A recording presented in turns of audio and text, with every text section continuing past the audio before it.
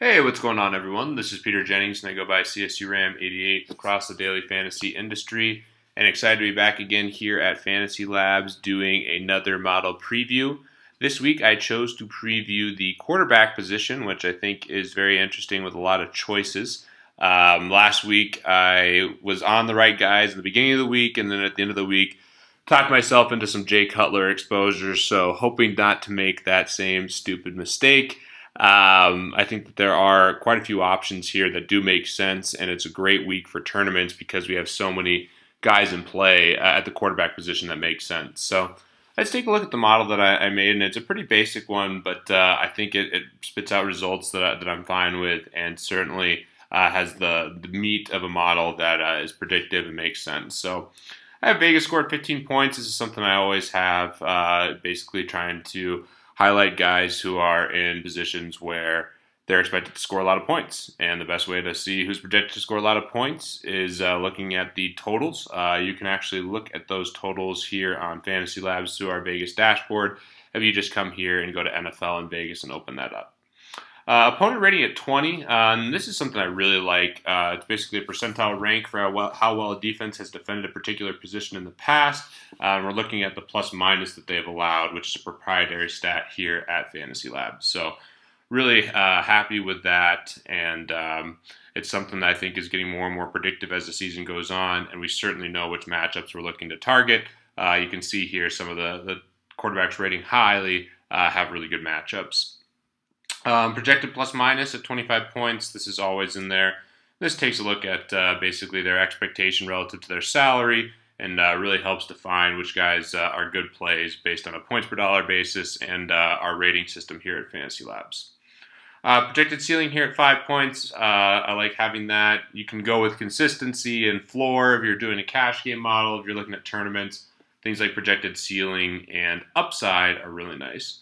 And then I went with monthly salary change here at 5. I think this is something that you can really look at is how much a salary has changed. And certainly you want to be buying low on guys rather than paying a huge price. So someone like Mariota has gone up a ton in price. If we look at him here, still think he's a good play. But in general, we don't want to be chasing these good games and paying up for someone. I do think it's possible he has a really big game, but at that price tag, I think there's some options I might prefer a little bit more. So let's dive into the players that the model has here. And number one atop the list is Cam Newton. I decided again to do the slate with all the quarterbacks, so hopefully that's helpful for you guys taking a look here.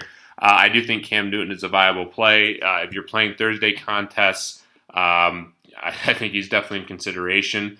I said he's a viable play. I mean, he's ranking number one in the model, and he's the highest projected quarterback that we have here. So just taking a look at the projections in terms of raw points, you can see Cam Newton, Brady, Breeze, Luck, Rodgers, Roethlisberger, Cousins, Mariota, Wilson, Stafford, Dalton, Eli Manning, and Alex Smith. I love sorting by all these different columns. Another thing, since we're looking at tournaments, is sorting by ceiling. And you can see here a lot of the big studs have these high ceilings. So I love sorting by different columns here in the models, and it's certainly something that I'm doing when evaluating guys. So we'll go back here and take a look based on ratings. The one guy here that's interesting to me is Andy Dalton. I'm trying to get a good gauge of what his ownership's going to be if he makes really good contrarian play with A.J. Green.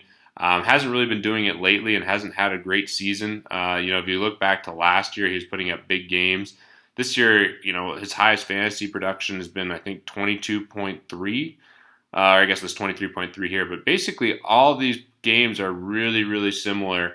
And he hasn't really flashed that high ceiling. So I'm hesitant to put Andy Dalton in, but he is rating well, and I think he will be pretty low owned. I think getting Andy Dalton and A.J. Green will be a low owned stack relative to other weeks.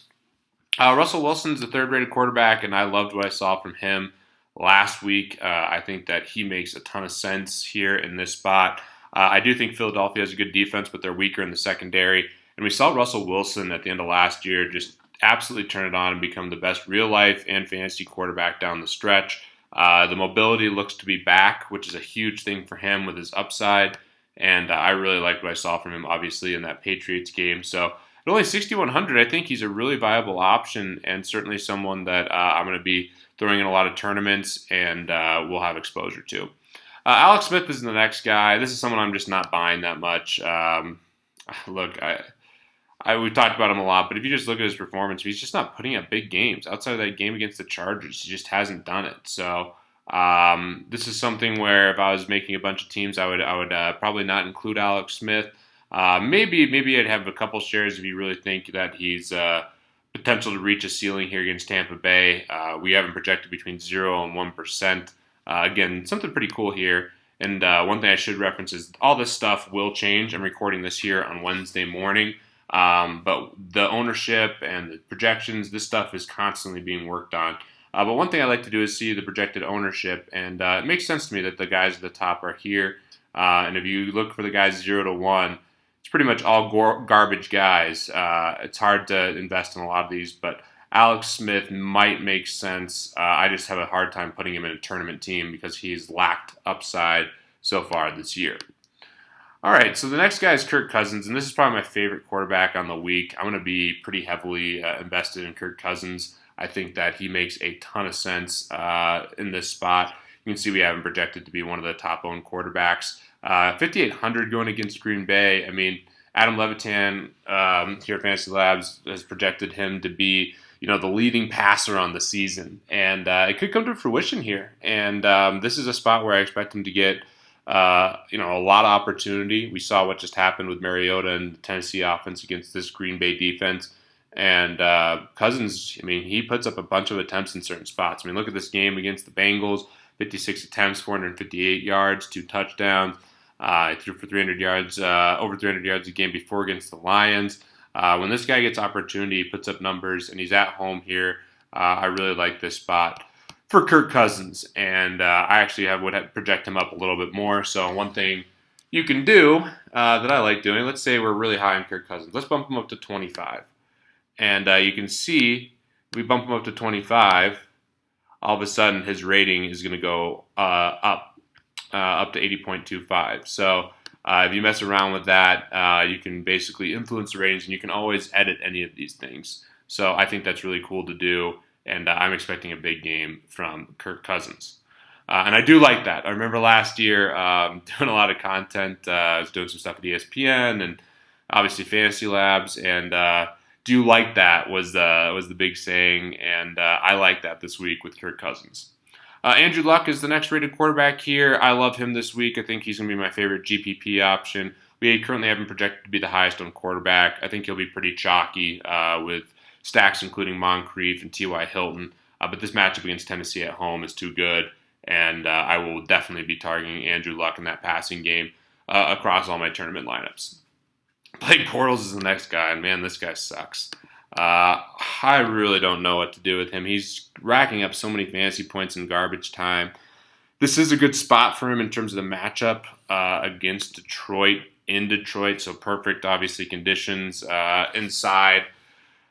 At some point he's going to have a couple big games like we saw last year. He's been fine so far this season in terms of just fantasy production, because he's basically been getting so much garbage time points. And, it could happen again here. It's just tough taking him because he's so bad in real life. But he is a cheap price, and probably won't be that owned because a lot of people have a bad taste in their mouth with him. We have him owned 5 to 8%. I would take the under on that right now with all the other options, but maybe it comes to fruition because people want to stack that game. Also to note, Blake Bortles has crushed on the road as an underdog, and that is this spot. You can look at stuff like Trends, our Trends tool, to see stats like that. I really like looking at things of that nature, and it makes sense. Blake Bortles has been the king of garbage time over the last 2 years. Ben Roethlisberger at 7,500. I don't mind him. One thing, Ben Roethlisberger has huge home-away splits. Adam Levitan also tweeted out about that, so check out the splits that Roethlisberger has. This is also a division game where he obviously plays much worse in general, and a lot of quarterbacks have more trouble in division games. And the big thing here that makes him enticing is he's playing Cleveland, who's just been atrocious this year. We've joked about they're a JV team, so it makes sense in that regard to target Big Ben, but at this price, I think I prefer other guys. I definitely prefer Andrew Luck at 300 less than I do Ben Roethlisberger. That could come back to bite me with the killer bees, but I'm probably not going to have as much Ben as I think other people will have. We have him projected around 9 to 12%, and I think that's pretty accurate. I think he'll be one of the top 2 or 3 owned quarterbacks And it's a spot that I don't hate fading because of the things I just mentioned on the road, in division, really expensive. But at the same time, it is Cleveland, so I don't have a ton of confidence saying it's a good fade. Eli Manning, I probably won't have too much of him, even though it makes sense against Chicago. I mean, I don't hate an Eli Manning to Odell Beckham stack, but I like other quarterbacks a bit more. His price is kind of in a weird spot. Might be a good contrarian tournament play. I think the same thing applies to Tyrod Taylor. I prefer Cousins to both these guys, obviously different prices, but on the road here, I do think there's upside. I like the way he played. In his last game, Tyrod Taylor obviously has a lot of rushing upside, which is nice. You can see, 43 rush yards, 48 rush yards. He's basically the right-handed version of Michael Vick, but in this spot, I'm leaning towards some other guys, but probably another good contrarian tournament play. It's just not a guy that I'm currently on. And again, this is recorded on Wednesday, guys. Anything could change. My opinion could change. My opinion changed last week more towards some bad plays, so it doesn't always work out, but always trying to keep you guys updated, and certainly the models are being updated with that info as well. Tom Brady, I like quite a bit against San Francisco. This is a great spot because they're going to play up in pace. The issue is, are the Patriots going to get passing or rushing touchdowns? Last week was extremely unlucky with his basically no touchdown performance. Obviously threw for a lot of yards, but didn't get any touchdowns because they ran it in with LeGarrette Blount.